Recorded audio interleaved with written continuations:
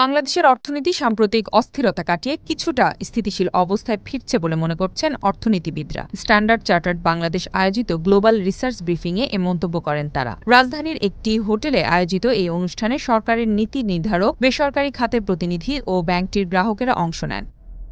অনুষ্ঠানে standard চার্টার্ডের global research team বাংলাদেশের অর্থনীতি নিয়ে তাদের বিশ্লেষণ তুলে ধরে। এতে সাম্প্রতিক অস্থিরতা কাটিয়ে দেশের অর্থনৈতিক অবস্থার কিছুটা উন্নতির লক্ষণ দেখা যাচ্ছে বলে জানানো হয়। তাদের তথ্য অনুযায়ী মুদ্রাস্ফীতি এখন প্রায় শীর্ষে হলেও বৈদেশিক মুদ্রার রিজার্ভ স্থিতিশীল রয়েছে ও টাকার মান কিছুটা ফিরে আসতে শুরু করেছে। এর সাথে রপ্তানি খাতেও দেখা যাচ্ছে ইতিবাচক গতি। ব্যাংকটির গবেষণায় ২০২৫-২৬ অর্থ বছরে জিডিপির প্রবৃদ্ধি ৫.০% পৌঁছাতে পারে বলে ধারণা দেওয়া হয়েছে।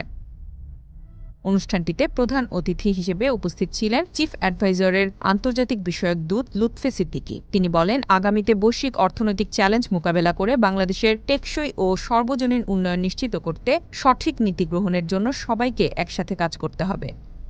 আলোচনায় অংশগ্রহণকারীরা বৈদেশিক মুদ্রার বাজারের পরিবর্তন, অর্থনৈতিক স্থিতিশীলতা, বাণিজ্যিক প্রতিযোগিতা এবং বিশ্বব্যাপী ক্রমবর্ধমান চাহিদার পরিবর্তন নিয়ে আলোচনা করেন। এছাড়াও আগামী মাসগুলোতে বিনিয়োগকারীদের আস্থা বজায় রাখতে অন্তর্বর্তী সরকারের নির্বাচনী সংস্কার ও গণতান্ত্রিক পরিবর্তনের প্রতিশ্রুতিকেও গুরুত্ব দেওয়া হয়।